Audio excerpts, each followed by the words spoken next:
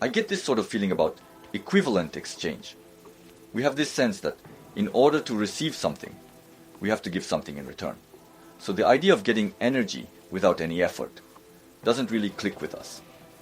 For example, if you chop wood and burn it, you have this tangible sense of exchanging one thing for another.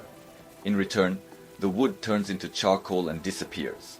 It feels like an equivalent exchange. But with nuclear energy, just a tiny bit of fuel can yield the energy of 2,000 liters of oil, which seems totally incomprehensible. So it doesn't resonate with our intuition. This time, I'm going to talk about how our usual sense of energy turns out to have been mistaken. Everyone talks about energy this, energy that. But in reality, our whole concept of energy is actually a bit different from what we imagine. And they say humans consume about as much energy as a single dinosaur's worth. That's how enormous our energy use is. That's what we usually believe. But today, I want to show that humans can actually get by on far less energy than we think. When people say, if nuclear fusion starts to look feasible, some powerful force will intervene. I personally have a conclusion about that, but who knows? They call nuclear fusion the energy of our dreams. Can humanity truly acquire that power? And if nuclear fusion becomes a reality, what exactly will happen? So does that mean such a system basically doesn't exist in the first place? The mechanism of fusion itself already exists. Strictly speaking, we can generate power via fusion. What we can't do yet is use it commercially. Nuclear fusion energy is energy obtained from reactions of atomic nuclei. When nuclei split and we use that energy, that's nuclear fission power. When nuclei fuse and we use that released energy, that's what we call nuclear fusion power. Nuclear power plants use the heat from nuclear fission reactions to generate electricity. At nuclear power plants, the main fuel is uranium-238. It's a heavy substance, so 1 gram is only about the size of a tiny droplet, and it costs roughly 11.2 yen.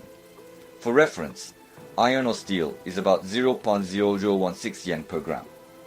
So uranium is roughly 1,000 times more expensive than iron. But still, 11 yen per gram sounds quite cheap. We should also talk about what you can actually do with that 1 gram. Just 1 gram of uranium can yield the same amount of energy as 2,000 liters of oil. This is cheap. That's incredibly cheap, right? A single droplet's worth can match 2,000 liters of oil. I know oil isn't the same as gasoline, but still, it feels like the gas cost would be huge. Exactly. From a materials cost standpoint, nuclear fission power is extremely cheap. So I went ahead and looked up various expensive substances in the world. First, gold. It's about 4,500 yen per gram. Platinum is 5,150 yen. For 1 gram, that's just a tiny speck, about the size of a droplet. Next, rhino horn. 9,000 yen per gram. What do you mean by that? You know, I think rhino horn is used for medicinal purposes. It used to be heavily poached, and is extremely rare. There aren't many rhinos left, hence the high price. It's like wild ginseng that can fetch 20 million yen or so.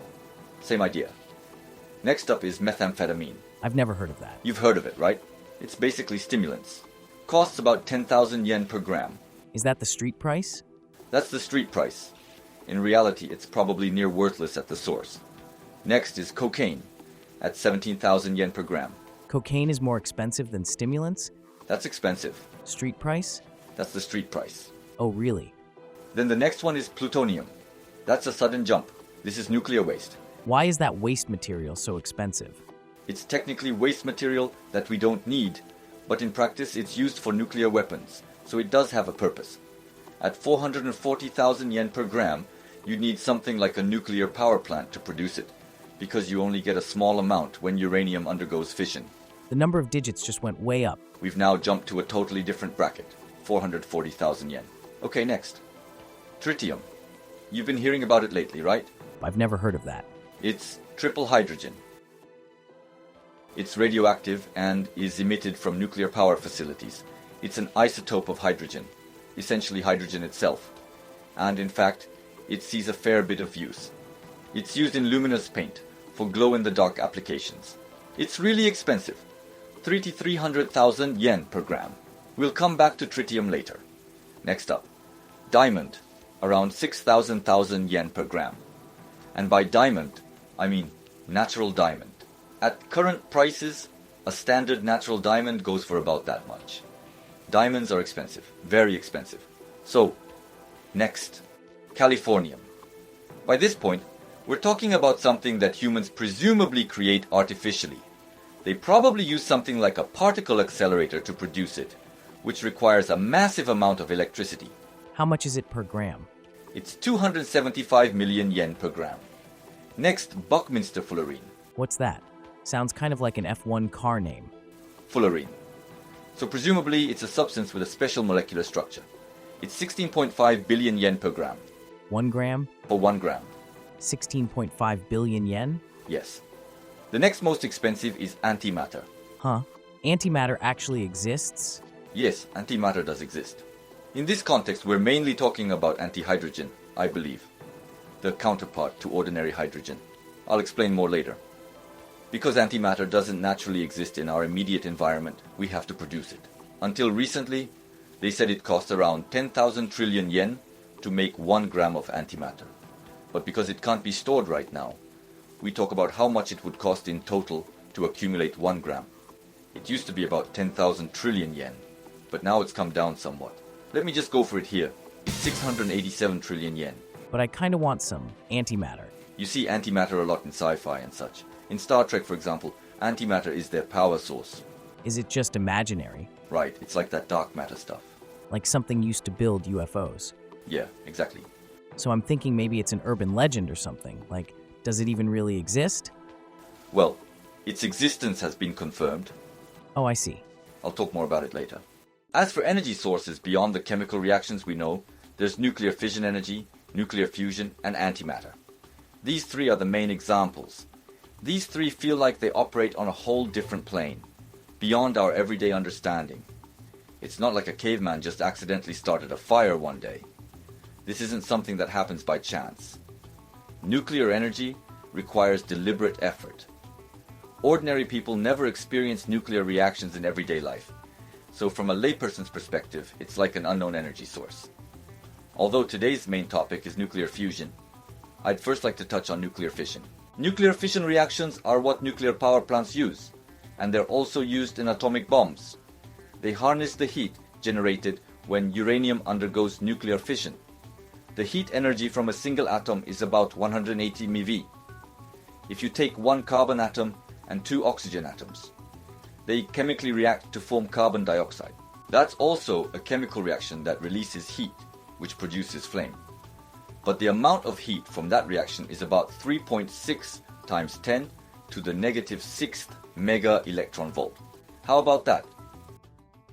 The energy from fission is 650 million times what you get from burning carbon. The earlier comparison might have been easier to grasp though. It's like 1 drop versus 2,000 liters. That's how enormous the energy from nuclear fission can be. For now, that's just fission. It's nothing compared to what's coming next. We obtain fission energy by leveraging chain reactions, which makes extracting energy relatively easy, thanks to that chain reaction. In a chain reaction, when uranium fissions and releases a few neutrons, those neutrons strike other uranium atoms, causing them to split as well, kind of a Me Too phenomenon. That's how the reaction propagates. Fission spreads out more and more.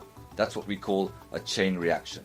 While it makes fission energy easy to extract, there's a risk that if it gets out of control, you can't stop it. In nuclear power plants, they insert materials that hinder the neutrons, thus reducing the chain reaction.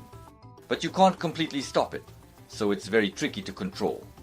If you remove those controlling materials, the chain reaction can go full blast, generate massive heat, and cause a meltdown. That heat can destroy the containment vessel itself. Because of these risks, nuclear power plants typically use a mix of fissile uranium-235 and less fissile uranium-238. U-235 and U-238 are the same element, just isotopes. Atomic bombs, on the other hand, use only the highly fissile uranium. In fact, there was a plan for nuclear fission power to theoretically run almost indefinitely without more fuel, known as the pluthermal program. The pluthermal concept involved continuously producing new fuel in the reactor itself, allowing practically infinite power generation without additional fuel. It attracted a lot of attention as a dream technology. In short, after uranium fissions and produces heat, a portion, 0.6%, of the nuclear waste is plutonium-239. They'd mix that plutonium-239 with the original uranium fuel, creating what's called MOX fuel.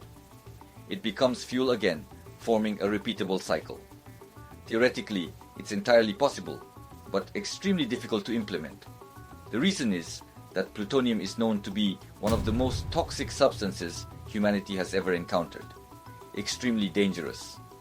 Of course, we're talking about radiation toxicity. Because of those risks, the plan was eventually cancelled, even after spending 2 trillion yen.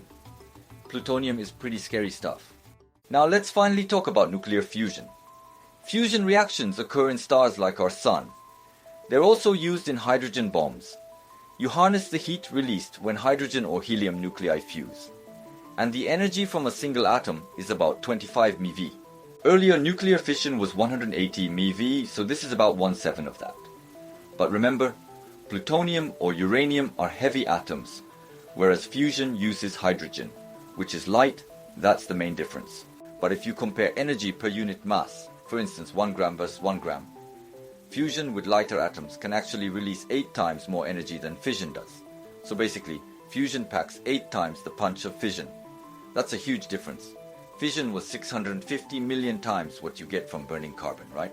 Well, fusion is 5.2 billion times that of burning carbon, which is 8 times more than fission. Just staggering. To us, fusion doesn't feel close at all. But in the observable universe, fusion is arguably the main state of matter. That might sound odd, right? In our solar system, the Sun accounts for 99.86% of all mass. Across the universe, stars hold most of the mass. So over 90% of the universe is in a state of fusion. Our non-fusing environment is actually rare, less than 1%. So we can say most of the universe is in fusion. Likewise, more than 99% of the universe is in a plasma state. Fusion creates plasma, so essentially the universe is mostly plasma.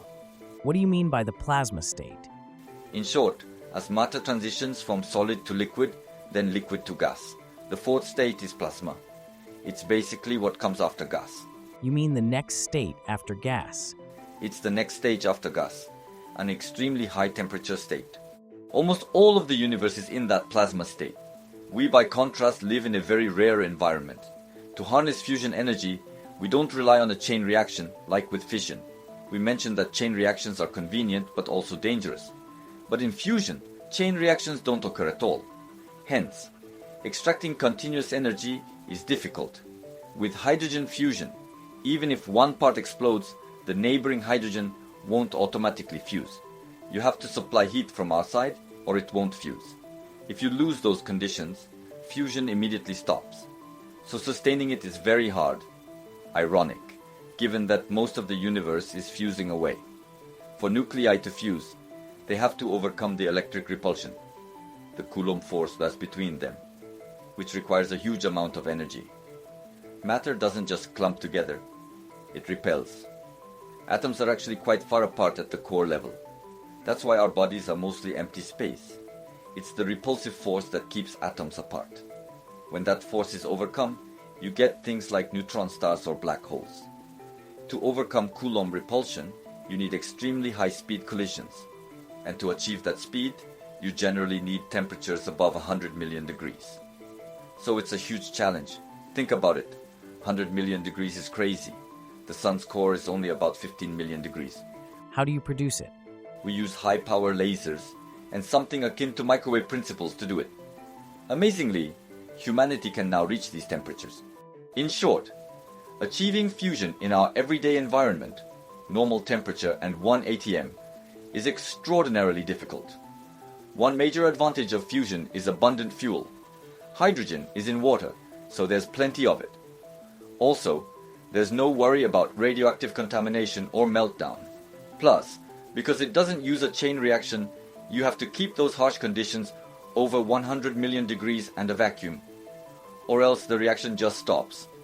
If you lose those conditions for even 0.1 seconds, the reaction ends.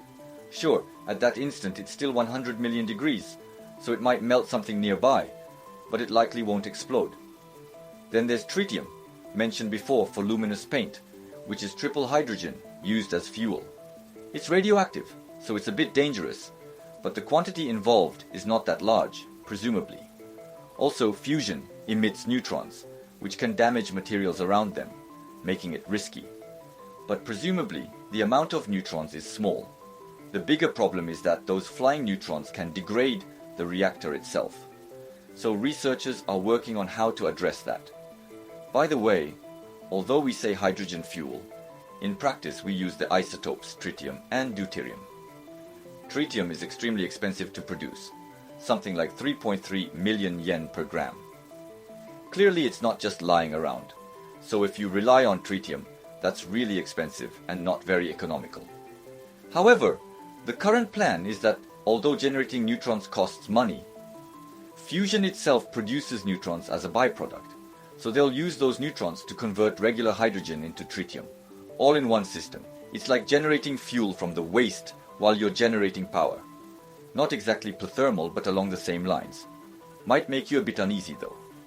But the idea is that you only need regular water as the fuel, presumably since it's still at the experimental stage.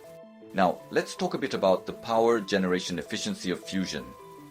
You've got to power the lasers and those massive microwave-like devices to heat the plasma, plus superconducting magnets.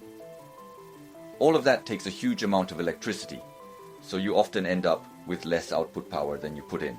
There's more on top of that. You still have to convert the heat into steam, spin a gas turbine, etc. That introduces further losses. So if you put in 1 unit of energy, you might only end up extracting around 0.2 in the end. Japan is actually at the forefront of fusion research, truly top tier. For instance, in 1996, they built the JT60 experimental facility. It's a fusion reactor, a tokamak type, basically shaped like a donut or tire tube. They create a vacuum inside that tube, then produce a hydrogen plasma within it. It's huge, about the size of a 6-story building or so. Quite large. They use powerful magnets to confine the plasma in that donut-shaped vacuum. The plasma is contained by magnetic fields, so they need extremely strong magnets. Japan also leads in that area. In France, there's the ITER facility scheduled to go online in 2020, which is even bigger than JT60. It's a massive project costing nearly 2 trillion yen. Several countries, including Japan, are contributing. I believe Japan put in about 200 billion yen. They're all collaborating on the technology and building it together. Both are heavily experimental, so it's possible you might put in 100 units of energy and only get 100 out. At this point, just maintaining a stable plasma for a few dozen seconds is considered a breakthrough, so there's still a long way to go. If technical challenges remain unsolved, there's a real possibility the project could be cancelled. So we'll have to watch that research closely.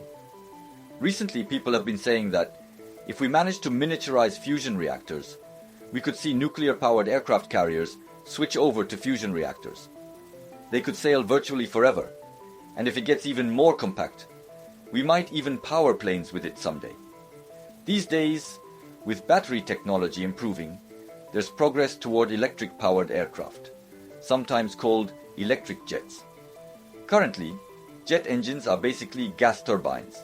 They burn fuel to spin a turbine, which then turns the propeller. That's how today's jets work, i.e. turbojets. But that's terribly inefficient, so why not just use electric motors? Moreover, if you place small motors all over the aircraft, we know it can fly more efficiently. Right now, planes only have 2 or 3 engines, which is not very efficient. So maybe before long, we'll see electric motor-driven jets, capable of very high speeds. Changing topics a bit. Producer, have you heard of a Dyson sphere? Like a vacuum cleaner? Not the vacuum cleaner. As humanity seeks future energy sources, one proposed idea is this Dyson sphere concept, basically surrounding a star, like the sun, and harvesting its energy. The notion is that we could create a structure to extract limitless energy. How would that work? In the near future, if we develop general-purpose robots that can do everything a human can, we send them to Mercury near the sun and have them build massive structures. They'd produce energy there, and those robots could build even more robots, since their general purpose, fully self-replicating. For instance, if you go from 10 robots to 100 robots, then 100 to 1000, those keep building more and more. In surprisingly little time, you could create an enormous structure. That's the interesting idea. If that works, humanity could obtain infinite energy, or so the story goes. For instance, suppose you build a 1 kilometer square solar panel in space, facing the sun. You beam that energy back to Mercury. The robots there use it to build more robots and more solar panels. It's a virtuous cycle, constantly reinvesting the profits into more infrastructure. That grows exponentially. So even if it takes a year to build a 1 kilometer square panel at first, you can keep scaling up production with that energy. For example, if production doubles every year, in 10 years your capacity is 1,024 times larger. In 20 years, that's about 1.05 million times bigger. So before long, we could build vast structures. That's the basic idea behind it. There's debate whether a Dyson sphere is even worthwhile, since we might not need to go that far to harvest energy. But it's an interesting thought experiment. That's pretty ambitious. That's quite ambitious, maybe unnecessary, really. Also, there's something called condensed matter nuclear reactions, which places like Osaka University have verified do produce nuclear reactions in experiments. The idea is that when you pack atoms densely in a metal and then introduce hydrogen, fusion reactions occur within that structure. Isn't that what Lohan did? Max Lohan. Max Lohan. I tried looking up what Max Lohan is up to now. I wondered how he's doing lately. I searched for Max Lohan, where is he now, or something like that, but only old articles came up. They're all articles calling him some boy genius who created free energy. That's all there is. Not a single update on how he's doing now. He might have been taken out because he was using free energy. But anyway, there are various issues. It's not very reproducible yet. Ultimately, the key question is whether you can get out more energy than you put in. Typical of all fusion research. There are all sorts of free energy videos, but they always end in the same way. That's always the punchline. Like the input is bigger than the output or something. It's a major issue. Now about antimatter. Here we go. When a positron collides with an electron, we get pair annihilation. An electron is negatively charged, and a positron is a positive electron. When minus meets plus, the matter disappears entirely, turning into pure energy. That's the reaction between antimatter and matter. All of their mass is converted into gamma-ray energy. We know this for a fact. It all becomes energy. So we can expect a massive energy release. The energy released in annihilation is about 1063 MeV, which is enormous. I did some math on this. Fusion was already insane, something like over 5.2 billion times the energy of burning carbon. Well, antimatter is about 74.5 times that. Antimatter reactions are seriously off the charts. This is the only option, isn't it? It's definitely the strongest option. If we assume 100% efficiency in converting it to electricity, then about 12 1-yen coins worth of hydrogen could power an entire house for its whole lifespan. That's 80 years of electricity. Amazing, right? Makes 2,000 liters of oil look pretty small time. In 2002, they succeeded in generating about 50,000 particles of antimatter. It's actually more common than you'd think, but because it annihilates so quickly, it's also true to say it doesn't exist in any stable form. Yet antimatter is continually being produced in nature. For instance, we've found that lightning creates antimatter. This is proven by the gamma rays emitted when it forms. Every time lightning strikes, a fair bit of antimatter appears. But the moment it's created, it annihilates with ordinary matter. So you can't store it. Even cheaply, 1 gram might cost around 600 trillion yen to make. So it's not realistic for anything but a hypothetical fuel. If you were traveling far in space, maybe you'd find it worth storing as fuel. But since you can't just pick it up off the ground, and it's insanely expensive to produce, using antimatter for practical energy supply is out of the question. Just saying, it's amazing. So with about 120,000 yen worth of 1 yen coins, you get 80 years worth?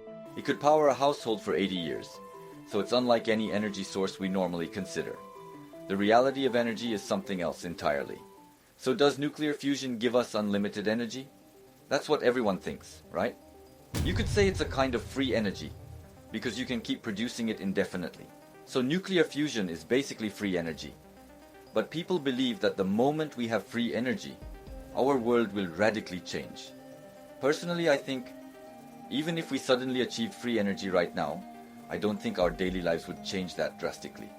Consider robotics, AI-driven robots. They're actually the only thing that can create a truly minimal, self-sufficient ecosystem. Non-human intelligence is the only path to that ecosystem. Free energy alone doesn't create that minimal ecosystem. So what does limitless energy really mean? Right now, when we talk about machines that work for humans, we're referring to trains, cars, industrial machines, and so on. And they consume vast amounts of energy.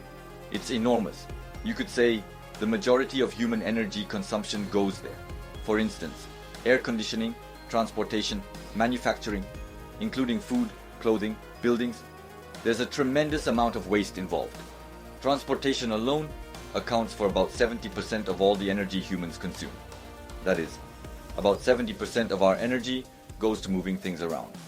That includes ships, airplanes, trains for passengers, cars, and so on. It's fair to say that most of our energy consumption is for transport. It's really that big of a cost. This is because we mass produce goods at a single factory and distribute them to many locations. That's how our economy works. We build one giant factory and ship things everywhere. And it's undoubtedly the most efficient approach we have right now. Why is that our system? Because oil is essentially free, you see. I don't know. Most people think we pay for oil, but oil basically bubbles up on its own. Shale oil aside, of course. For conventional oil, you basically burn some of that freely bubbling oil to power a pump that manages pressure. It just keeps rising to the surface on its own, quite automatically. Thus, in a sense, for the next 70 years or so, the world already has an energy supply better than any clean alternative. We pay money for it only because of economic factors and human labor. But in reality, the oil energy itself, though not infinite, is basically free at its source. In that sense, we've already been harnessing free energy. That's a fact. For us, transporting stuff is cheaper than making it on the spot in many cases. People do think about these things. For instance, with a smart grid, you could produce locally for local consumption, avoiding transport. In theory, that should be cheaper. But we've built a system where mass production in one location ultimately costs less. That's why, for humanity, paying for oil is considered the most economical approach. But now, if we had non-human intelligence, a universal robot, something that can do everything a human can, we'd have full automation. Humans wouldn't need to do anything. In that scenario, we likely wouldn't need centralized mass production anymore. 3D printers have already advanced a lot. So anything that's a hassle for humans could be produced locally, on demand. That means we can produce exactly what a person needs, exactly when they need it. I'm pretty sure the near future will head in that direction. When that happens, we won't need most of the transport that accounts for 70% of our energy use. Moreover, in the same way, universal robots will start efficiently producing our clothing, food, buildings, etc. That means there's no human labor involved at all, essentially zero cost. Universal robots can even repair each other. That's what true free production looks like. By the way, consider food waste. Stuff we throw out because nobody ate it or bought it, etc. There's a huge amount of food waste beyond what we personally discard. We produce about 711 kilos of food per person per year. Of that, we consume about 500 kilos, and 200 kilos gets discarded. Furthermore, producing 1 kilo of beef requires about 10 kilos of grain for the cow. And that's not counting temperature control to keep the cow comfortable, and the people who raise them also need food and shelter themselves. The costs go on and on. Ever since the Industrial Revolution, we've been in a transition phase. Once we have universal robots, most of these problems disappear. They'll produce only what's needed, when it's needed, so we eliminate food waste, for example. As a result, almost all that waste vanishes, and each person's energy consumption would be roughly on par with a large animal, like an elephant or a deer or a horse. I believe the true start of clean energy is when everything from resource extraction to power generation can happen automatically. Right now it's not automated, so we pay money for it. Since we pay the people who drill for oil to cover their livelihoods, oil isn't truly free, when the entire process is automated. That's the real beginning of free energy. So, in truth, robotics research might be closer to enabling free energy. That's really what I wanted to say. All these new energy ideas, in the end, aren't actually such a big deal. Within a few decades, AI and robotics research will likely make this happen. In that sense, pursuing nuclear fusion itself might not be all that meaningful. That's the conclusion I'm coming to. Basically, I believe we'll be able to get by with simple solar panels. That's the conclusion I've reached. Worst case scenario, if we want to advance technology for its own sake, developing fusion power as a trial is perfectly fine. But the idea of using a massive Dyson sphere to keep feeding humanity's energy needs indefinitely seems quite unlikely. Ultimately, we need tech to advance enough to build machines that truly replace us, or will never achieve a real free system. Logically, that's the only path. Even if Lohan or someone invents free energy right now, I don't think it'll change much. Lohan supposedly made something that generates power on the spot, which does have its advantages. In our current economy, being able to generate locally and consume it locally can really reduce costs. But overall, it won't drastically change society. Your electricity bill, maybe 10,000 or 20,000 yen, would drop to zero. But everything else stays the same. That's basically it. It's not just about energy. We have people involved in production, the legal framework, which drives our economy. So that won't shift so easily. So honestly, if Lohan's invention exists, it might just eliminate your electric bill. But it won't drastically reorder the whole world. That's the main point I'm making today. Having clean energy alone doesn't bring about some dream utopia. Even if someone came up with free energy tomorrow, nothing would really change. It's only once non-human intelligence advances that we'll see a true dream world materialize.